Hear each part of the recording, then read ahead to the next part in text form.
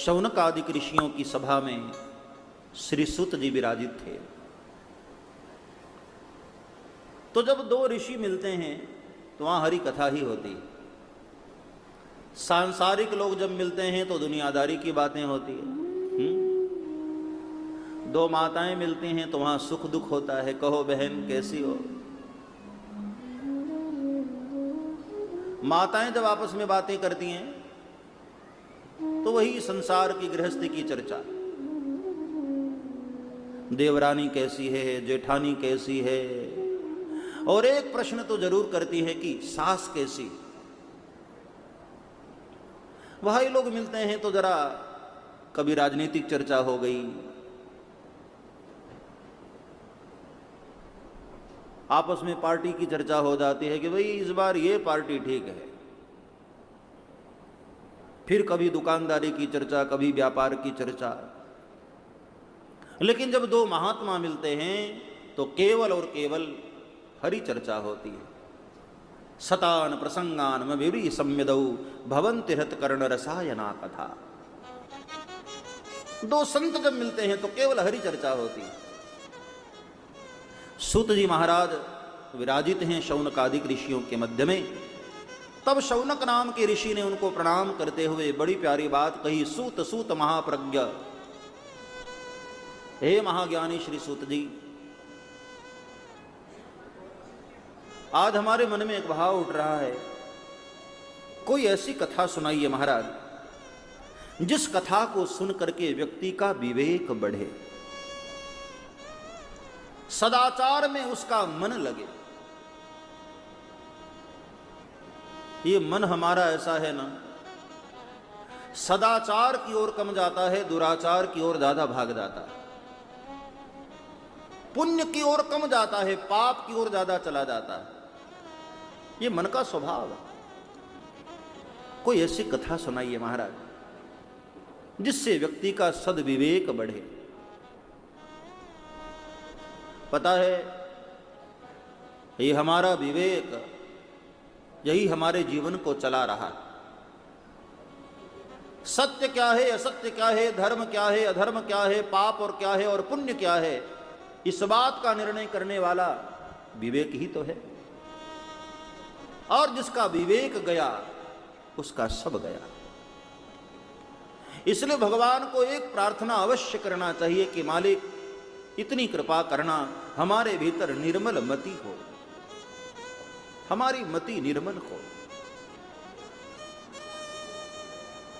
श्रीमद् भागवत में बड़ी प्यारी कथा आती है। जब पितामह भीष्म अंत काल में भगवान श्री कृष्ण को वंदन करते हैं तब स्तुति करते हुए कहा, इति मतिरूपकल्पिता वितृष्णा भगवती सात्वत पुंगवे विभूनि। हे द्वारिकाधीश, आज चलते चलते मुझे एक बात की चिंता हो रही है। मैं कुमारी कन्या का पिता हूं। वहां खड़े हुए सबको आश्चर्य हुआ, पितामह भीष्म और कुमारी कन्या के पिता, जो आजीवन ब्रह्मचारी रहा हो और वो आज मरते मरते कह रहा है कि मैं कुमारी कन्या का पिता हूं। भगवान श्री कृष्ण हंसने लगे। हां द्वारिकाधीश, मैं कुमारी कन्या का पिता हूं, लेकिन कौन सी कन्या? मेरी मति रूपी कुमारी कन्या। पितामह भीष्म ने दावा किया कि मेरी मति अभी तक कुमारी है, न नाम में फंसी, न दाम में फंसी, न किसी चमड़े में फंसी, न संसार के किसी विषय में फंसी। मेरी मति रूपी कुमारी कन्या अभी तक कुमारी है। इति मति रूप कल्पिता वितृष्णा। हे केशव, आज मुझे अपनी उस कुमारी कन्या की चिंता हो रही है। हर बाप को होती है कि मरने से पहले अपनी बेटी के हाथ पीले कर दे। आज चलते चलते मुझे उसकी चिंता हो रही है द्वारिकाधीश। अभी तक मेरी मति कुंवारी है, आज मैं सोच रहा हूं कि चलते चलते उसके भी हाथ पीले कर दूं, कन्यादान कर दूं, ताकि मैं जाने से पहले निश्चिंत होकर तुम्हारी शरण में आ पाऊं केशव। कन्हैया हंसने लगे। बाबा, तो कोई वर आपने देखा? पितामह भीष्म मुस्कुराए। हे मधुसूदन, हे यदुवर, मेरी बेटी के लिए आपसे श्रेष्ठ वर और कौन हो सकता है? मैं अपनी मति को आपके श्री चरणों में अर्पित कर रहा हूं। मेरी मति निर्मल हो, मेरी मति धन्य धन्य हो जाए। जिसकी मति सुमति है वह सुखी, और जिसकी मति ही मैली हो गई उसके जीवन में सुख कभी हो भी नहीं सकता। जहां सुमति तहाँ संपत्ति नाना, जहां कुमति तहाँ विपत्ति निदान।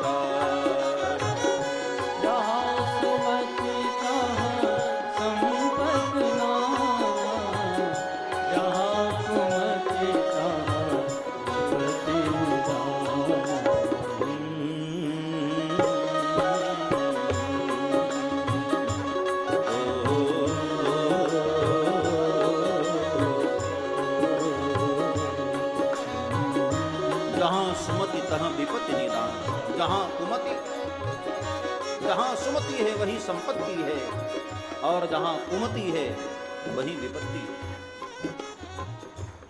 इसलिए भगवान को प्रार्थना करो कि मालिक हमारी मति सुमति।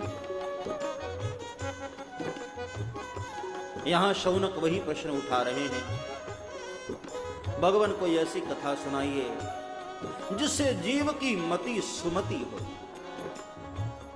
सद्विवेक प्राप्त हो, सदाचार की ओर हमारा मन जाए। यदस्ति वस्तु परमं श्रेयसां श्रेयमुत्तमं, पावनं पावनानां च साधनं तद्वदाधुना। ऐसा कोई श्रेष्ठ साधन बताइए भगवान, जो पवित्र को भी पवित्र करने में सामर्थ्य हो। ऐसा कोई साधन बताइए जिस कथा को सुन करके आसुरी स्वभाव वाले लोग भी दैवी संपदा से युक्त हो जाए। प्रश्न सुन करके सूतदेव बड़े खुश हुए, बड़े प्रसन्न हुए। और नियम ये होता है कि जब कोई कथा का आरंभ होता है तब मंगलाचरण करते हैं। मंगलाचरण भी न किया, डायरेक्ट कथा शुरू हुई। धन्यस्त्वं श्रवण प्रीतिलालसः, अतो विचार्य सुधिया वच्मि शास्त्रं महोत्तमं, सर्वसिद्धान्त निष्पन्नं भक्त्यार्धिविवर्धनं, शिवतोषकरं दिव्यं शृण्वत्सरसायनम्। हे शौनक, आपके प्रश्न को सुनकर के मैं बहुत आनंदित हुआ। धन्य हो शौनक, ऐसा प्रश्न तुम्हारे जैसा कोई साधु ही करता है। देखो भाई, महात्मा मिले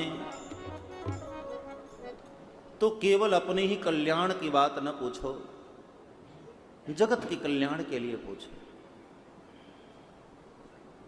संत जल्दी मिलते नहीं, और मिल जाएं तो हम पहचान नहीं पाते।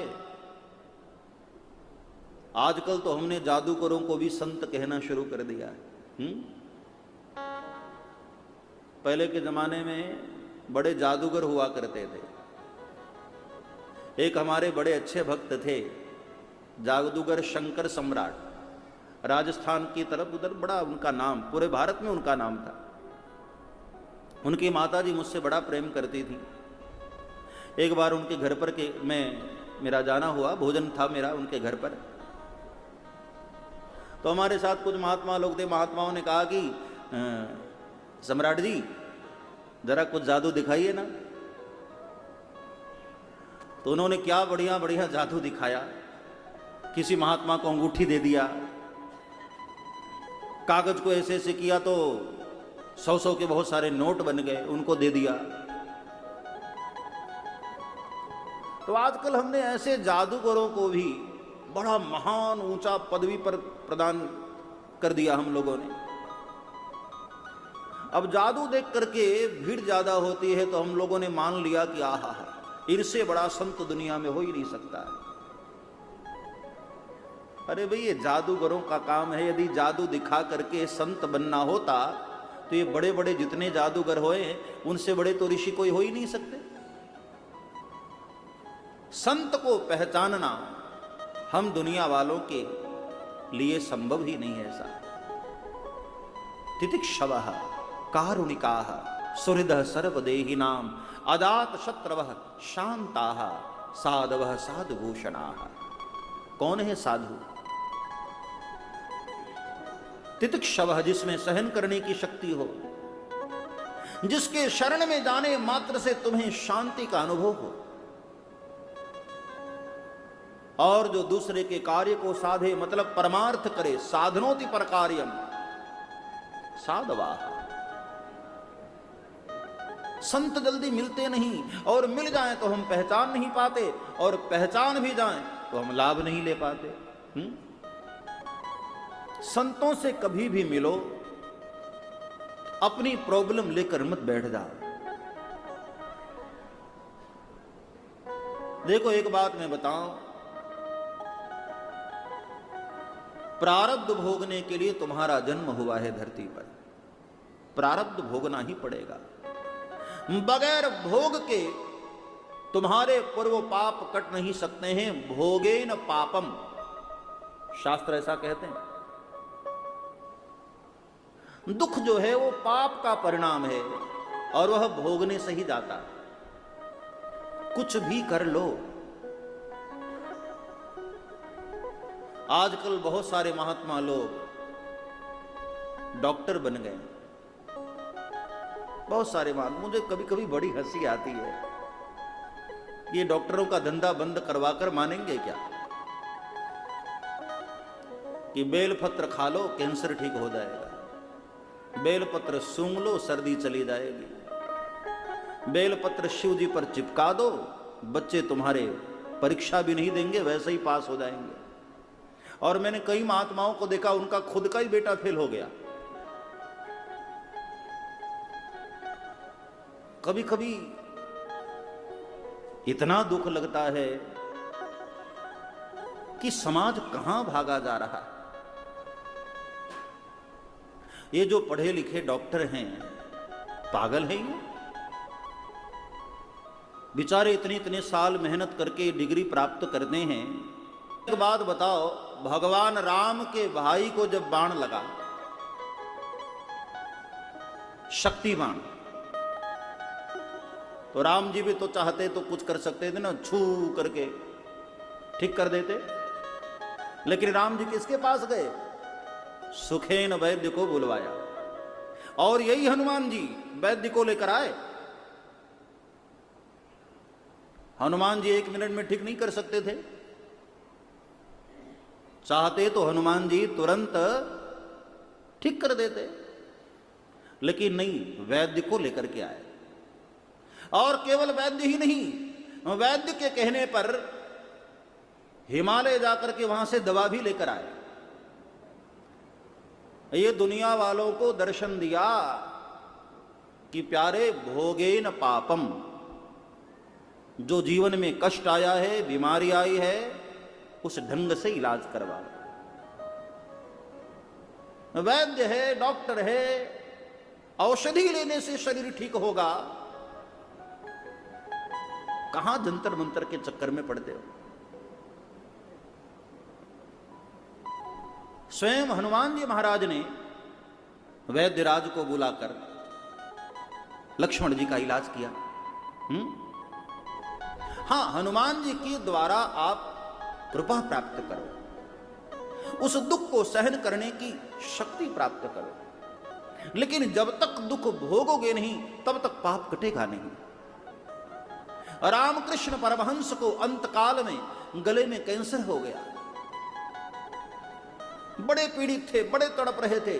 कभी कभी स्वामी विवेकानंद को बड़ी तकलीफ होती थी, बाबा काली मां को क्यों नहीं कह देते कि आपका रोग हर ले वो। तब बाबा कहते थे, नरेंद्र मैं आज मां को कह दूं मेरी बीमारी ठीक हो जाएगी, मां मेरी बीमारी हटा लेगी, लेकिन उसको मिटा नहीं सकती है, क्योंकि किसी जन्म में हमने ऐसे पाप कर्म किए थे, ये उसका दंड है, उसका भोग है। यदि इस जन्म में ठीक कर लिया तो एक जन्म हमको वो भोगने के लिए और लेना पड़ेगा, इसलिए इसी जन्म में मैं भोग लूं तो ठीक है, मुझे दूसरा जन्म नहीं लेना है। संतों को पहचानो प्यारे, जब आप पहचान करके परमार्थ की बातें करते हो तो संत जन बड़े खुश होते हैं। संतों से पारमार्थिक चर्चा करो, अपने दुख को लेकर के न बैठ जाओ, दुख तो भोगने से ही जाएगा, भोगना तुम्हें ही पड़ेगा। एक बार सर्दी जुकाम हो जाए तो लाख तुम्हारे परिवार के लोग कुछ भी कर लें, दवा भी तुम्हें ही खानी पड़ेगी, इंजेक्शन भी तुम्हें ही लगाना पड़ेगा, सारी जो समस्या का समाधान है तुम्हें ही करना पड़ेगा। परिवार वाले सहानुभूति दे सकते हैं। कोई जीवन में प्रॉब्लम है, कोई कष्ट है, कोई परेशानी, भगवान को प्रार्थना करो, मैं मना नहीं कर रहा हूं, संतों को प्रार्थना करो, लेकिन संत जिस कारण मिले हैं तुम्हें वह लाभ भी तो लो। केवल भौतिक चर्चा करते रहोगे तो चूक जाओगे।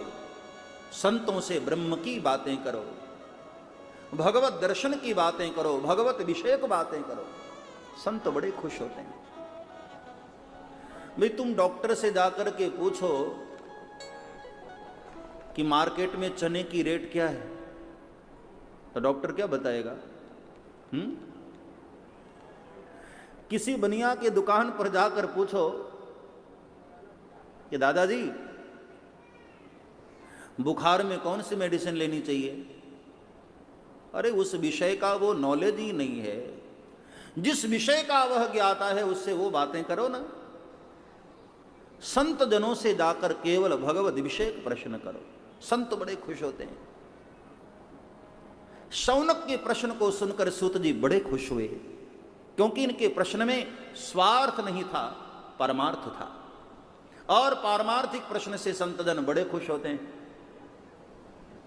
धन्य हो धन्य हो धन्य हो शौनक, धन्यस्त्वं मृदुशार्दूल श्रवण प्रीति लालसः, अतो विचार्य सुधिया वत्मि शास्त्रम बहुत्तमम्। बहुत प्यारा प्रश्न किया है, सुनो शौनक, दुनिया में एक बहुत अच्छा साधन मैं तुम्हें बता रहा हूं, उस साधन का नाम, बोलिए शंकर भगवान की, सर्व सिद्धांत निष्पन्नम, सभी सिद्धांतों का निचोड़ जिसमें भरा हुआ है। बड़ा प्यारा सदग्रंथ है श्री शिव महापुराण, जिसकी रचना स्वयं भगवान शंकर ने करी। शिव महापुराण के रचयिता कोई और नहीं, स्वयं भगवान शिव हैं। एक दिन अवसर पाकर के उन्होंने अपने प्रिय गण को दिया, नंदीश्वर को। नंदीश्वर जी ने सनत कुमारों को दिया, और सनत कुमारों के द्वारा वेदव्यास ऋषि को प्राप्त हुआ, और आज वेदव्यास मुनि के कारण हम सभी संसार वासियों के लिए भी ये सुलभ हो गया। काल व्याल मुखग्रास, काल व्याल महात्रास, विध्वंस करमुत्तमं शैवं पुराणं परमं शिवेनोक्तं पुराणने। एतस्माद् परं किञ्चित् पुराणैच्छवतो मुनै न विद्यते मनः शुद्ध्यै कलिजानां विशेषतः। आज वही श्री शिव महापुराण मैं आप लोगों के समक्ष वर्णन करने जा रहा हूं, जो स्वयं शिव जी के द्वारा रचित है। एतस्माद् परम किंचित मनः शुद्ध्यै न विद्यते। हे शौनक, इस कलिकाल में मन को शुद्ध करने का, मति को निर्मल करने का शिव महापुराण से बढ़िया और कोई साधन नहीं। अपने मति की मलिनता को नष्ट करना है, वाओ भोलेनाथ की शरण में, आओ शिव जी की शरण में। एतस्माद् परम किंचित मनः शुद्ध्यै न विद्यते। भोले बाबा तेरी नौकरी सबसे बढ़िया है, सबसे खरी। भोले बाबा तेरी नौकरी सबसे बढ़िया है, सबसे खरी। भोले बाबा तेरी नौकरी सबसे बढ़िया है, सबसे खरी। भोले बाबा तेरी नौकरी सबसे बढ़िया है, सबसे खरी। सबसे बढ़िया है, सबसे खरी। सबसे बढ़िया सबसे खरी।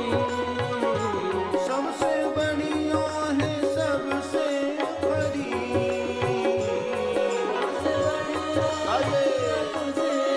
आइए। भोले बाबा तेरी नौकरी सबसे बढ़िया है, सबसे खरी। भोले बाबा तेरी नौकरी सबसे बढ़िया है, सबसे खरी।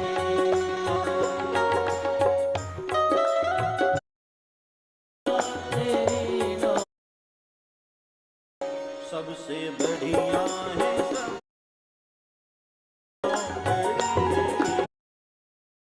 न संशय। आहा, कितनी बढ़िया बात कहते हैं सुत जी। हे शौनक, इस कलिकाल में जो भक्त शिव महापुराण की कथा गाते हैं और श्रद्धावान होकर के सुनते हैं, ऐसे लोग धरती पर मनुष्य नहीं माने जाते, साक्षात भगवान शंकर के स्वरूप हो जाते हैं। ऐसी महिमा है शिव महापुराण।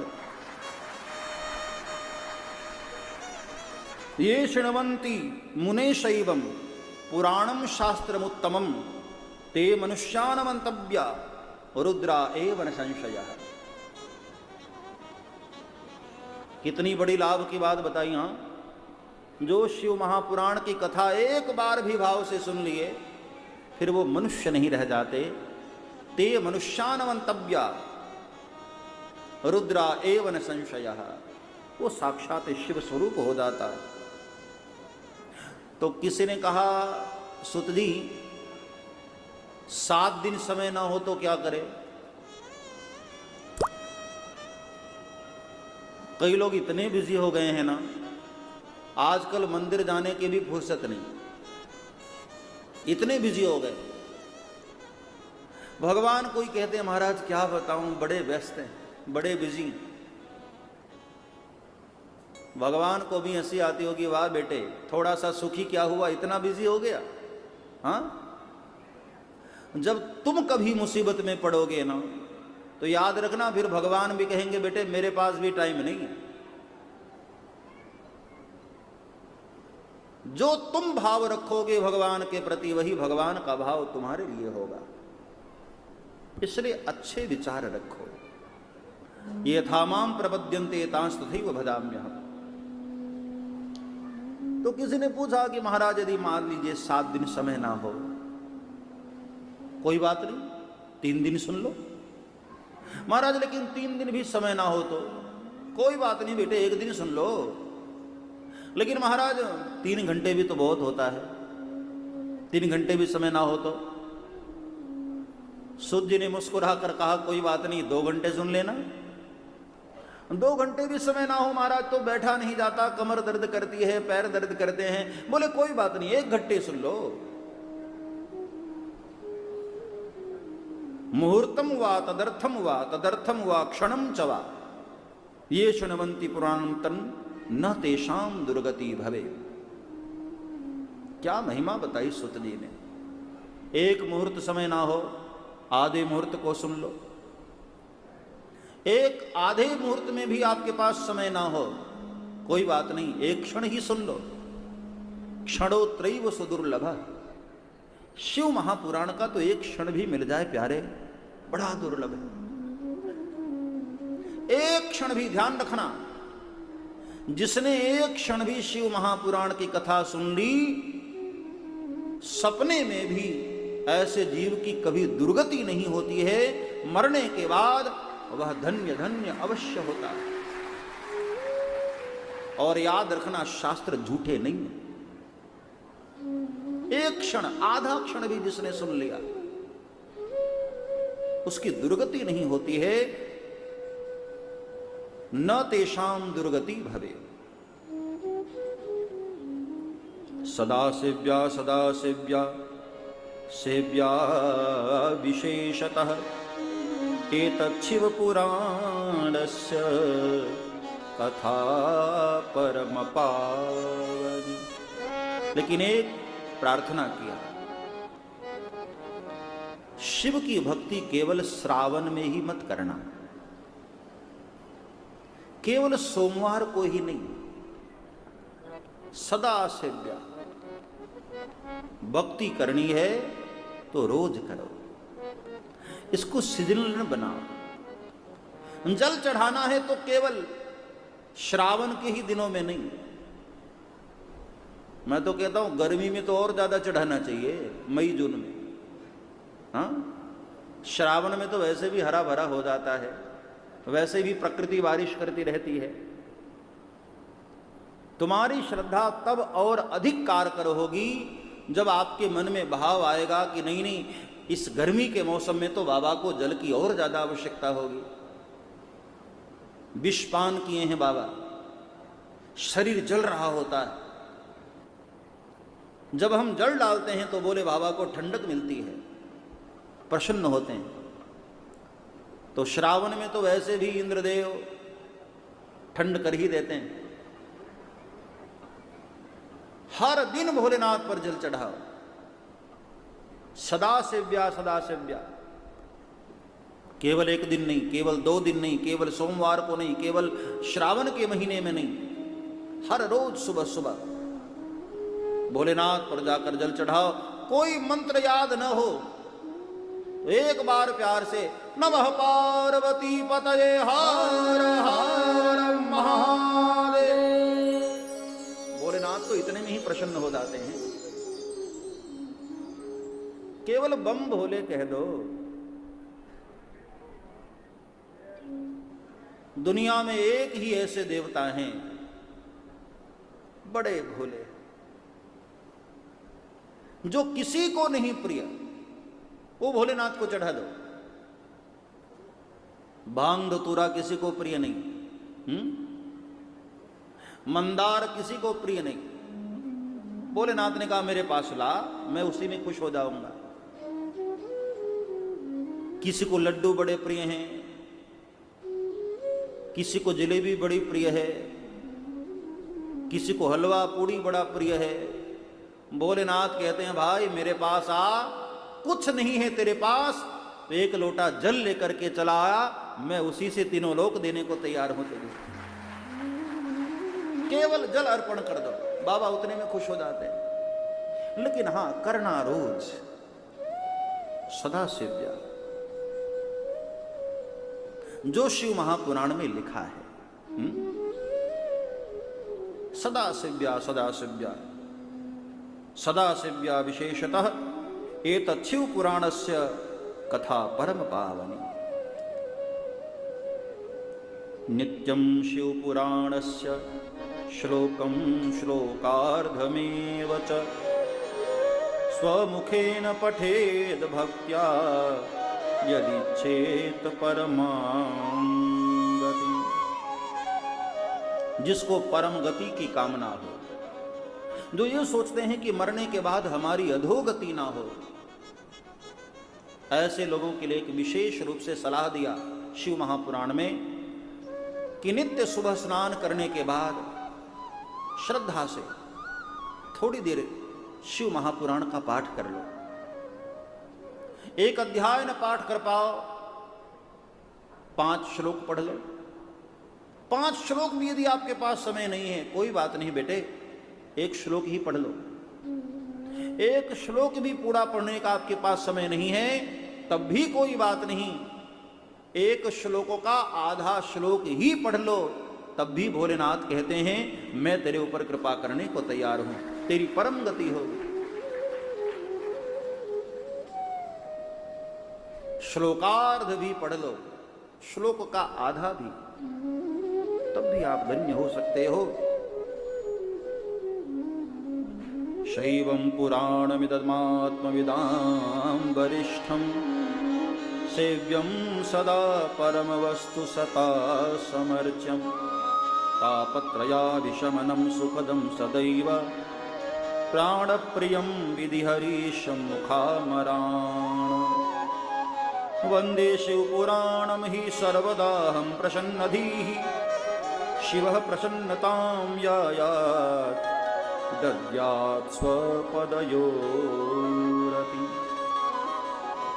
यह शिव पुराण आत्मवेत्ताओं के लिए परम तत्व है, सत्पुरुषों के लिए सदा सेवनीय है और तीनों प्रकार के ताप का शमन करने वाला है। दैहिक दैविक भौतिक ताप, दैहिक दैविक हर प्रकार के ताप, दैहिक दैविक भौतिक ताप, दैहिक दैविक भौतिक ताप। राम राज काहू नहीं व्यापा, राम राज काहू नहीं व्यापा, राम राज काहू नहीं व्यापा, राम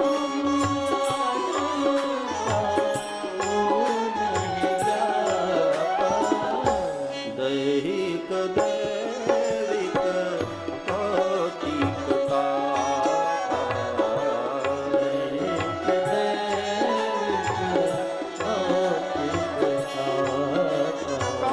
तापत्रयाभिशमनं सुखदं सदैव शैवं पुराणमिदमात्मविदां वरिष्ठं सेव्यं सदा परमवस्तु सता समर्च्यम्। आज कलिकाल में जब से अंग्रेजों का शासन हुआ, मुगलों के द्वारा हमारे ऊपर आक्रमण किया गया, तब से हम लोगों ने अपने अपने वर्णाश्रम धर्मों को धीरे धीरे सब भुला दिया। और अंग्रेजों ने तो हमारे यहाँ आकर ऐसी आग लगाई, ऐसी आग लगाई, ये जातिवाद की जो बीज बोई गई है ना, वो अंग्रेजों के द्वारा। हमारे यहाँ जाति व्यवस्था नहीं थी, वर्ण व्यवस्था थी, और वर्ण व्यवस्था में सब बड़े आनंदित थे, बड़े प्रसन्न थे। लेकिन जब से अंग्रेजों का शासन हुआ, आपस में ऐसी फूट डाली गई, ऐसा लड़ाया गया सबको, ये जातिवाद का जहर घोल करके गए वो लोग। जाते जाते अंग्रेज बड़े खुश होकर जा रहे थे, बेटे तुम्हें हमने आज़ाद तो कर दिया है, लेकिन ऐसा जहर का बीज बो दिया है ना, अब जीवन पर्यंत तो मुक्त नहीं हो सकते। अंग्रेज चले गए, पहले हम लोग अंग्रेजों से लड़ाई किए, अब आपस में लड़ रहे, हम फलाने जाति के, हम फलाने जाति के, हम फलाने जाति के, हम फलाने जाति। अरे जातिवाद की मानसिकता से ऊपर उठो है साहब। वर्ण ठीक है, ये जाति व्यवस्था ठीक नहीं। वर्ण तो परमात्मा के द्वारा निर्धारित किया गया था। चातुर्वर्ण्यम मया सृष्टम गुण कर्म विभागशः। गुण और कर्मों को देखते हुए भगवान ने 4 वर्ण की व्यवस्था बनाई थी। अरे भाई, बड़ी बड़ी कंपनियों में भी तो अलग अलग कैटेगरी होती है ना। कोई मैनेजर होता है, कोई सेक्रेटरी होता है, कोई द्वारपाल होता है, अलग अलग कैटेगरी है वहाँ पर भी। समाज को भी व्यवस्थित चलाने के लिए अलग अलग कैटेगरी बनाई गई और सबको अलग अलग जिम्मेदारी दी गई। अब घर में कोई भी हम काम करते हैं तो क्या हम छोटे हो जाते हैं? माताएं बर्तन भी धोती हैं, कपड़े भी धोती हैं, भोजन भी बनाती हैं। और कभी कभी माताओं को मैंने देखा है, यदि दुकानदारी है तो ये सब करने के बाद दुकान पर भी बैठकर दुकान चलाती। तो इसका मतलब क्या? जो दुकान पर बैठे वह माता बर्तन धोए तो क्या वो छोटी हो जाएगी? अरे घर का कार्य करने में कौन सा छोटा बड़ा। लेकिन अंग्रेजों ने हमारे भीतर ऐसी आग लगाई, ये जाति प्रथा की बात हमारे भीतर ऐसी बैठ गई है, ये उनके द्वारा आग लगाई गई। जो वर्ण जिसका है उस वर्ण के अनुसार यदि वो कर्म करता है तो उसको अलग से यज्ञ करने की आवश्यकता नहीं, वह कर्म ही उसके लिए मुक्ति का द्वार बन जाएगा। तो किरात नगर में रहने वाला जो वो ब्राह्मण था देवराज, अपने कर्म से पतित हो गया। ब्राह्मण का कर्म छोड़कर वैश्य का कर्म करने लगा और वैश्य कर्म में भी निंदित कर्म करने लगा। रस विक्रेता, रस का विक्रय कर रहा था, व्यापारी बन गया। ब्राह्मण का कार्य अलग है। ब्राह्मण यदि व्यापार भी करे तो वह अपने धर्मानुसार ही करता है, लेकिन वह किरात नगर वाला ब्राह्मण बिल्कुल पतित हो गया, मार्ग भ्रष्ट हो गया। जिन जिन लोगों ने उसके ऊपर भरोसा किया उसी के भरोसे का उसने खून किया, उसी को ठगा। ऐसा कोई सगा नहीं जिसको इसने ठगा नहीं, सबको ठगा। और दुनिया में इससे बड़ा कोई पाप नहीं हो सकता है। किसी के भरोसे को ठगना, किसी भरोसे को तोड़ना, इससे बड़ा संसार में कोई पाप नहीं हो सकता है साहब। अपने सारे सगे संबंधियों के भरोसे को जो उसके ऊपर भरोसा करता उसी को ठग लेता। और खूब धन कमाया उसने, खूब पैसे कमाए, लेकिन इसका एक भी पैसा धर्म के काम में नहीं लगा। याद रखना, पैसा कमाना बुरी बात नहीं है, खूब कमाओ, लेकिन उस पैसे का दुरुपयोग मत करो, सदुपयोग करो। शुभ कार्य में लगाओ, अच्छे कार्य में लगाओ, भगवान का मंदिर बनाओ, समाज के लोगों के लिए कुछ पारमार्थिक कार्य करो, दीनहीन जनों की सेवा करो। किसी गरीब की कन्या की शादी में उस पैसे का सदुपयोग करो। कोई छात्र मेधावी है, पढ़ने के में कमजोर है, धन के कारण वो पढ़ नहीं पा रहा है, धन का अभाव है, लेकिन बड़ा बुद्धिमान है, पढ़ने में बहुत तेज है, ऐसे छात्र की हेल्प कर देना ये परमार्थ है। कोई रुग्ण हो, कोई बीमार हो, औषधि के अभाव में वो पीड़ित हो, उसका उपचार करा देना ये परमार्थ है। अपने धन को परमार्थ में लगा, शुभ कार्यों में लगा। भाई धन की तीन ही गति है, दान, भोग या नाश।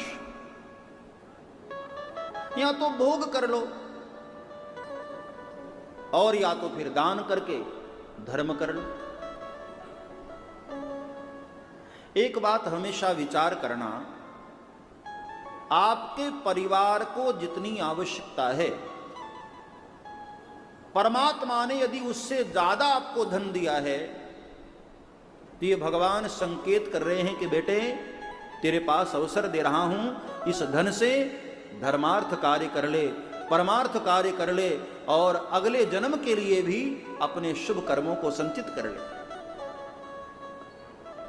ज्यादा धन आया इसका मतलब है परमात्मा तुमसे परमार्थ कराना चाहते हैं। परमात्मा खुद धरती पर आकर परमार्थ नहीं करते, हमारे द्वारा परमार्थ कराते हैं। तो भगवान की कृपा मानकर पैसे वालों को परमार्थ करना चाहिए। धन कमाना बुरी बात नहीं, खूब कमाओ, लेकिन उस धन का थोड़ा थोड़ा शुभ कार्य करो। अब देखो शिव महापुराण की कथा, इसमें भी तो कितने सारे खर्च होते हैं। इतना बड़ा पंडाल, इतनी सारी व्यवस्थाएं, आपको कोई तकलीफ ना हो इसलिए पंडाल में बहुत सारी सुविधाओं का ध्यान रखा जाता है। ये सब परमार्थ ही तो है।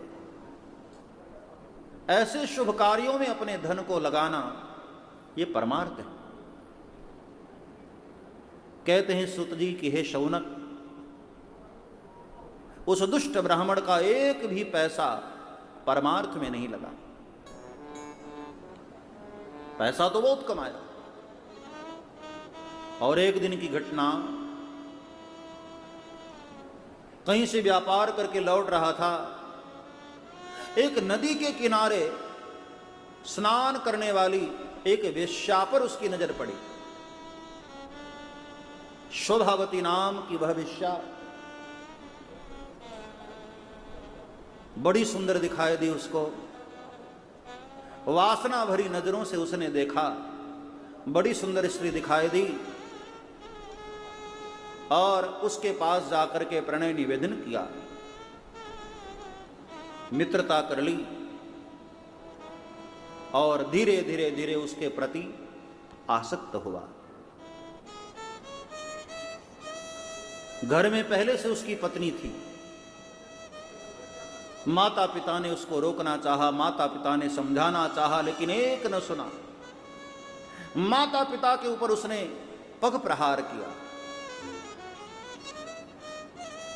पत्नी को उसने बहुत मारा और उसी स्त्री पर आसक्त हो गया। यहां तक कि उसी के साथ बैठता, उसी के साथ खाता, उसी के साथ पीता। उस वेश्या की थाली में भोजन करते करते मति और भ्रष्ट हो गई। देखो भाई, हर किसी का जूठन भी नहीं ग्रहण करना चाहिए। जैसे तैसे व्यक्ति का जूठन ग्रहण करने से उसके संस्कार भी तुम्हारे भीतर आ जाते हैं। इसलिए कृपया कथा श्रवण करते करते इन बातों का भी थोड़ा ध्यान रखना चाहिए। हर किसी के जूठन हमको नहीं खाना चाहिए। हाँ, हमारी माँ, हमारे पिता, हमारे गुरु महाराज, ऐसे कोई संत महापुरुष जिनका जूठन प्रसाद पाकर आपके भीतर भी संस्कार आए। बाकी हर व्यक्ति के, आजकल मैं देखता हूं कोई किसी के साथ भी कुछ भी खा रहा, कोई जूठा काटा का विचार नहीं। शास्त्र विरुद्ध आचरण मत करो प्यारे, शास्त्र सम्मत आचरण करो। वह देवराज उसी स्त्री के साथ बैठ करके जूठन खाने लगा, मति भ्रष्ट हो गई। और एक रात न जाने उसके सिर पर क्या सवार हुआ। आध रात्रि में सोते हुए अपनी माता, पिता और पत्नी का उसने कत्ल कर डाला, बड़ी बेरहमी से मार डाला। न माता पिता रहेंगे, न हमें बार बात बात में टोकेंगे, माता पिता को मार डाला। पत्नी उसकी बहुत अच्छी थी, पत्नी का भी कत्ल कर डाला। ऐसे पाप में लिप्त हुआ वह देवराज नाम का ब्राह्मण रह गया। और एक दिन की घटना, व्यापार के किसी कार्य से वो बहुत दूर निकला, प्रतिष्ठानपुर पहुंचा, जो प्रयागराज के पास है, गंगा जी के उस पार। इधर प्रयागराज है, उधर आजकल उसको हम झूसी कहते हैं, पहले उसका नाम था प्रतिष्ठानपुर।